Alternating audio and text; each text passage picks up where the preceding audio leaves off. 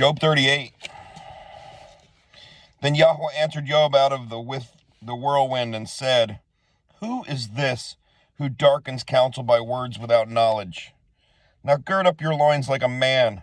I ask you, and you answer me. Where were you when I laid the foundations of the earth?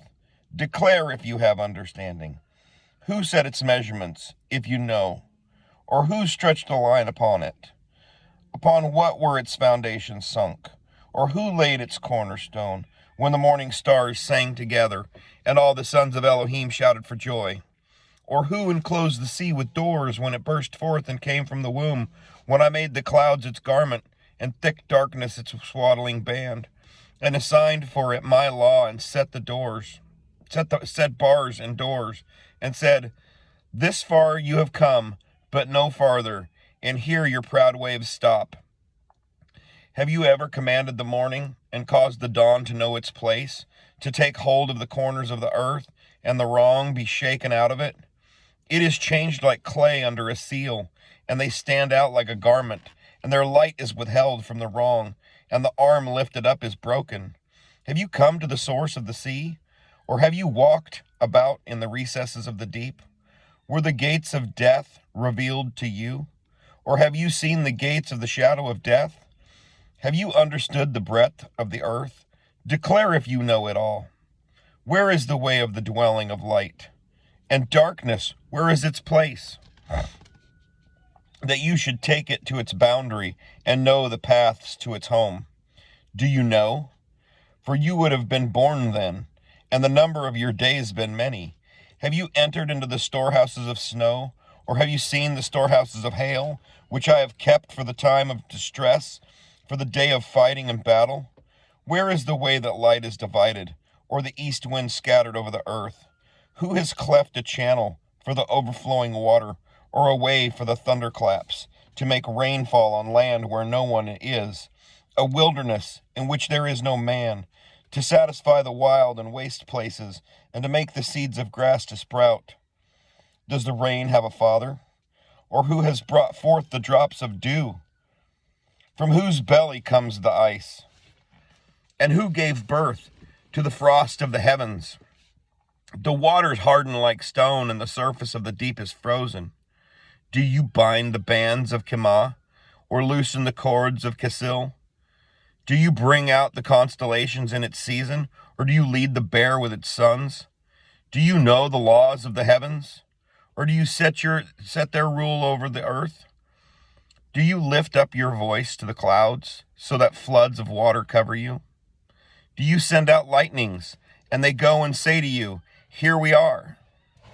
Who has put wisdom in the inward parts? Or who has given understanding to the heart? Who has wisdom to count the clouds, or to tip over the bottles of the heavens, when the dust hardens in clumps, and the clods cling together?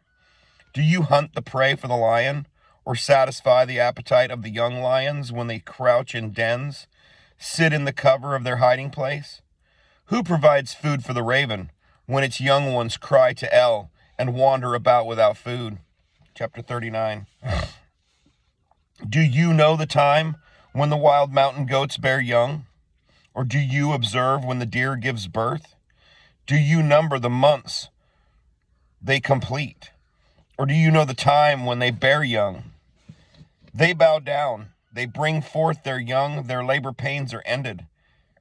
Their young ones are thriving, they grow up in the field. They shall leave and shall not return to them. Who set the wild donkey free? Who loosed the bonds of the wild donkey, whose home I have made the desert, and the salt land his dwelling? He laughs at the commotion of the city. He does not hear the shouts of the driver.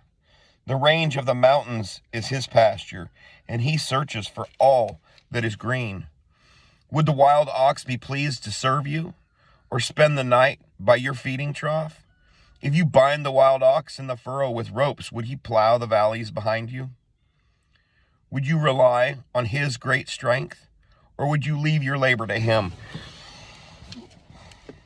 Would you trust him to bring home your grain and gather it into your threshing floor? The wings of the ostrich flap joyously, but it is not the pinion and plumage of a stork. She leaves her eggs on the ground and warms them in the dust, and she forgets that a foot might crush them, or a wild beast tread on them. She treats her young harshly, as if not hers. Her toil is in vain without fear, because Aloha has made her forget wisdom, and did not endow her with understanding. When she lifts herself on high, she laughs at the horse and its rider. Have you given the horse strength? Have you covered his neck with a mane? Would you make him leap like a locust? His splendid snorting is frightening. He paws in the valley and rejoices in strength. He gallops into the clash of arms.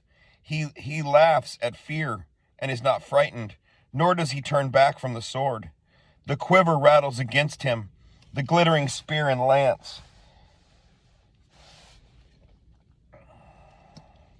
He eats up the ground with fierceness and rage, and does not stand still because of the voice of a shofar. At the blast of the shofar he says, "Aha!" And from afar he smells the battle, and the thunder of commanders and shouting. Does the hawk fly by your wisdom, spreading its wings toward the south? Does the eagle mount up at your mouth and make its nest on high? It dwells on the rock, and lodges on the crag of the rock, and the stronghold. From where it searches out its prey, its eyes see it from afar, and its young ones suck up blood, and where the slain are, there it is. Chapter 40. And Yahweh answered Job and said, should a reprover contend with the Almighty? Let him who reproves Aloha answer it. And Job answered Yah and said, see, I am insignificant. What would I answer you? I lay my hand over my mouth. Once I have spoken, but I have no answer, and twice, but I say no more. Then Yahweh answered Job out of the whirlwind and said, now gird up your loins like a man. I ask you, and you answer me. Would you also set aside my judgment? Would you pronounce me wrong, and you be declared righteous? Or do you have an arm like El? Or do you thunder with a voice like his? Deck yourself, please, with excellency and grandeur, and put on esteem and splendor. Scatter abroad the rage of your wrath, and look on everyone who is proud, and bring him low. Look on everyone who is proud, humble him, and tread down the wrongdoers in their place. Hide them in the dust together, bind their faces in obscurity. Then even I would confess to you that your own right hand does save you. See now, Behemoth, which I made along with you, he eats grass like an ox. See now, his strength is in his loins, and his power is in his stomach muscles. He bends his tail like a cedar. The sinews of his thighs are knit together. His bones are like tubes of bronze, his ribs like bars of iron. He is the beginning of the ways of El. His maker brings near his sword. For the mountains yield food for him, and the beasts of the field play there. He lies under the slender trees, under cover of reed and swamp. The slender trees cover him with their shade. The willows by the stream surround him. See, if a river rages, he is not alarmed. He feels safe, even if the Yarden gushes into his mouth. Before his eyes shall he be caught with snares, or his nose pierced. 41. Would you draw out Leviathan with a hook, or snare his tongue with a line which you lower? Would you put a cord through his nose, or pierce his jaw with a hook? Would he keep on pleading with you? Would he speak softly to you? Would he make a covenant with you to be taken as a servant forever? Would you play with him as with a bird, or leash him for your young girls? Would trading partners bargain over him? Would they divide him among the merchants? Fill his skin with harpoons, or his head with fishing spears? Put your hand on him. Think of the struggle. Do not do it again. See, any expectation of him is disappointed. He is laid low even at the sight of him. No one is so foolhardy to wake him up. Who then is able to stand against me? Who has given me first, that I should repay him under all the heavens that is mine? I would not keep silent concerning his limbs, or his mighty power, or his fair frame. Who shall take off the surface of his skin? Who approaches him with a double bridle? Who shall open the doors of his face with his frightening teeth all around. Rows of scales are his pride, closed up, a binding seal. One to the other they fit closely, not even a breath enter between them. They are joined one to another. They stick together and are not separated. His sneezings flash forth light, and his eyes are like the eyelids of the morning. Out of his mouth go firebrands. Sparks of fire shoot out. Out of his nostrils comes smoke. Oh, excuse me. Comes smoke like a boiling pot or kettle. His breath sets coals on fire, and a flame goes out of his mouth. Strength dwells in his neck, and fear leaps before him. The folds of his flesh cleave together. They are firm on him, immovable. His heart is as hard as stone, even as hard as the lower millstone. When he raises himself up, the mighty are afraid. Because of his crashings they are bewildered. No sword that reaches him does prevail, neither spear, dart, or lance. He reckons iron as straw, bronze as rotten wood. The arrow does not make him flee. Sling stones become like stubble to him. Clubs are reckoned as straw. He laughs at the rattle of a lance. His undersides are like sharp potsherds. He sprawls on the mud like a threshing sledge.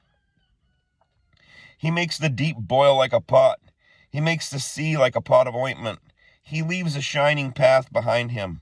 One would think the deep to be gray-haired. No one on earth is like him.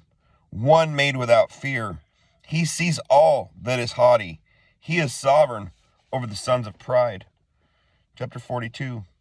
And Job answered Jehovah and said, You know that you are able to do all, and that no purpose is withheld from you. Who is this that hides counsel without knowledge? Therefore I declare, but I did not understand, matters too marvelous for me which I did not know. Listen, please, and let me speak. I ask you, then would you make it known to me? I have heard of you by the hearing of the ear, but now my eyes see you. Therefore I despise myself and repent in dust and ashes.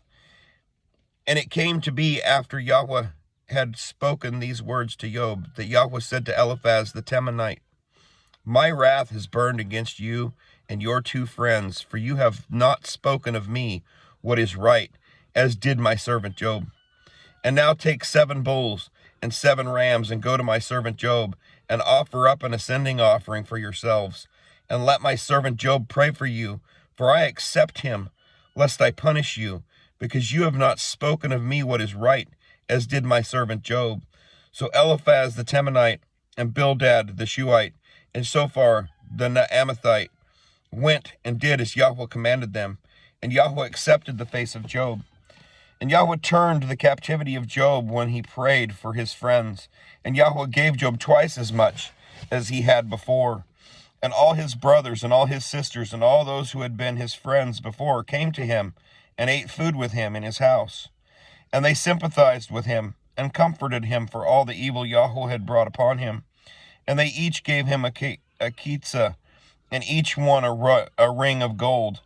And Yahweh blessed the latter days of Job more than his beginning, for he had 14,000 sheep, and 6,000 camels, and 1,000 yoke of oxen, and 1,000 female donkeys. And he had 7 sons and 3 daughters. And he called the name of the first Yemiyah, and the name of the second Ketziah, and the name of the third Karen Hapuk. And in all the land were found no women so beautiful as the daughters of Job. And their father gave them an inheritance among their brothers. And after this Job lived 140 years, and saw his children and grandchildren for 4 generations. And Job died old and satisfied with days. And that is the book of Job. Shalom.